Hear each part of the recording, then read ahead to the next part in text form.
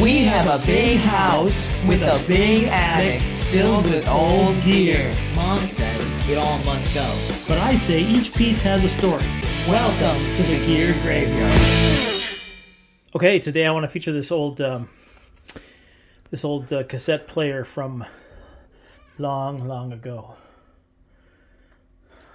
The Arvin portable cassette player. Don't you think it's cool? Oh, I can't care. I'm too sick. You can't care. I can't care. You can't care. Okay. All right, then I'll take it from there. Okay, you have to imagine that it's Christmas of 1972, and I have gotten up hoping that Santa came through, and he did with this here Arvin cassette tape recorder, portable cassette tape recorder. And this was the first tape recorder I ever owned, and I keep it in my studio as kind of a souvenir. I think it's functional, but I have no reason to use it. It's just a cool thing to have around. It reminds me of what was so exciting about gear back in those days. So let's take a look at this, which there are a few things to note of interest. First of all, this is the Arvin is the brand. AC or DC. One of the things I loved most about this was this kind of space-agey volume control. I just thought that was kind of nifty. I still think that's kind of nifty. I have to admit, I still think that's a pretty cool gizmo. It had the blue recording button. You know, eventually those became red. I don't really know why. I mean, I guess I understand now why we use red to indicate record, but the blue, there's something about it. It is so of the time. So I totally dug that. It's got this fancy, not even fancy, this little carrying handle. It's very, very rugged, very sturdy carrying handle. We'll open her up here. And you can see this just pops open. And very, very simple. There's not much to see. I'm going to turn her around so you can see the heads. If I can get in there. There's not much to see there either. But yeah, that's a better shot. So it's a full record and playback, and it's fully portable. It actually runs on 4 C-cell batteries, or it can run on AC power, as you might expect. I'm going to turn it over so you can see the badge. And here it is, the model 20L17-19. Arvin, based in Columbus, Indiana, clearly badging something built in Taiwan. I've sort of seen this model with different badges, although this apparently is the most common. It did come in black or white, and I didn't really specify when I asked Santa, and I got the white. I've always been very happy with it. It's much nicer than, everything was eventually kind of black, and so this tape recorder, it's interesting, was listed at $34.95. That was the list price, and that's in 1972 money. In 2024 money, even though I'm recording in January 25, in 2024 money, that is $259, which means my parents kind of went out a little bit on a limb to buy this for me. They were very modest income. And so, however, I should point out they probably didn't pay the $34.95 because I have been able to find ads, which I will show you on the screen, for sale prices as low as $24.97. So $24.97 though in 1972 is $185 in 2024 money. That means this was kind of an elaborate gift. And what I remember is that I came down and looked under the Christmas tree, and there was nothing for me. And so we ended up like waking my parents up and saying, "Hey, look, Santa brought something for my brothers, but not for me." And then they had kept it under their side table so that I wouldn't just tear into it on Christmas morning, which was a very real possibility. And now I understand. If I were spending $200 on something for my kid, I would actually probably hold it and make sure I monitored their use. Maybe not today, but my kids are teenagers now. But at the time, I certainly would have. The actual specs are kind of interesting. I guess these aren't specs. This is how it was marketed, but it's marketed as the Arvin portable cassette tape recorder. Fair enough. But here are the things that the marketing people thought were most important. It had 5 push buttons to control record, rewind, fast, forward, and play and stop. That was a feature at that time.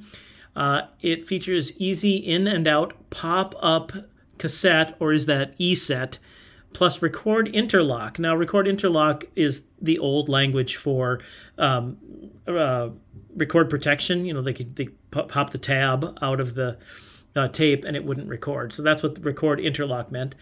Built-in automatic level control, which at that point was not a standard thing. That was kind of a fancy thing. And capstan drive, which was really, I don't know if that was standard or not, but that's like the kind of language that would make a geek kind of go, ooh, I gotta have that.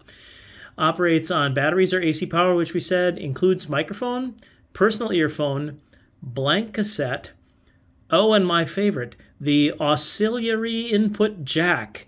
You know, this is probably a testament to the fact that modern machine translations really are just doing the same kind of errors that were happening back in 1972.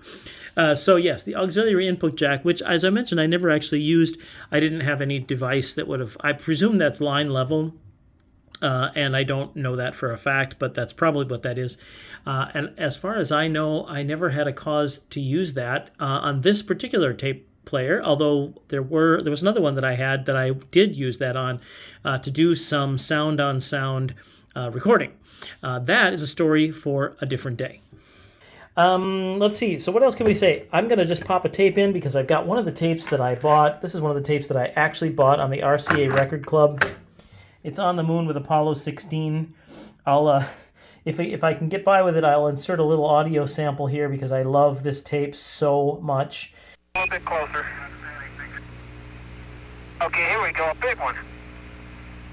Off the ground. One more. There we go. Good. I actually was recording on this. I mean, that was my primary use. I didn't use it to listen. I really wanted it to actually record. Now, what I should say is that this particular one is not the original one that I actually had. I bought this one on eBay last year when I saw it after searching for it for a really long time. My original Arvin, which was the same exact model in every way, was ultimately non-functional. The belts died, and it didn't even last 5 years. I'm pretty sure it was by Christmas of 1977, so 5 years later, that I was getting a different tape recorder because this one had kind of crapped out. Weirdly, my parents spent $24.97 in 1972. I ended up spending $21.95 with shipping on eBay to get this one. And it's really, because it's the same exact thing, it's kind of does serve as time travel for me. But one of the things I want to point out is that on the side here, we've got the earphone connector, an auxiliary input, which I had no idea what that was for, and I ultimately never used, and then the mic and the remote. And the mic and the remote came together, and I'll show you the picture of what this looked like at the time. I don't actually have the original microphone, but I have here one of the kind of a facsimile from the same, not a facsimile, this is a functioning microphone, but this is that I also bought as an upgrade at one point. So this has the switch on the side that is basically just a pause button. So when you push it off, it pauses the recorder, and when you turn it on, the recorder starts again. So you would put this into record mode, and then you'd have the pause on, and then you would, when you were ready to record, you flip it on, and it would start recording, and then you'd pause it again like that. At the other end, there are 2 jacks, and you can see that they go in here like this. Originally, those would have been on a block. The original microphone had those on a block, so that it would go right in as one jack. It was actually better because most of the time I didn't need or want the switch to be engaged, and on the original microphone you had no choice, but it was always plugged in one way or the other. So anyway, so I have this in my studio as just a souvenir of the time when I was first absolutely taken by cassette tape recording. And I also have many, many cassettes from that era where I recorded things off of TV. I recorded things off of, I recorded my brothers doing things or narrating things or commercials, or we made all kinds of skits, like radio play style things that came on here.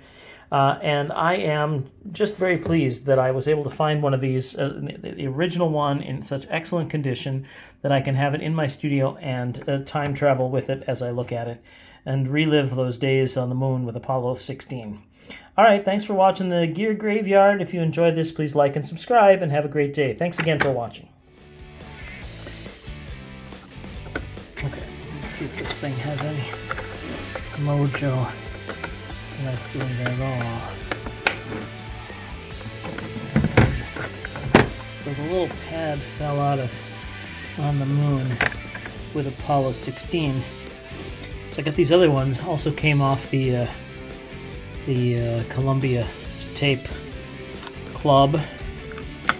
And we're going to just pop in Sonny and Cher and see if we got anything.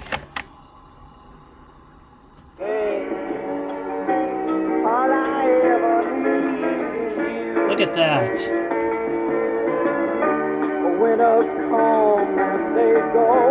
I hope that doesn't content match, but I have a feeling that... Oh yeah, I remember that well.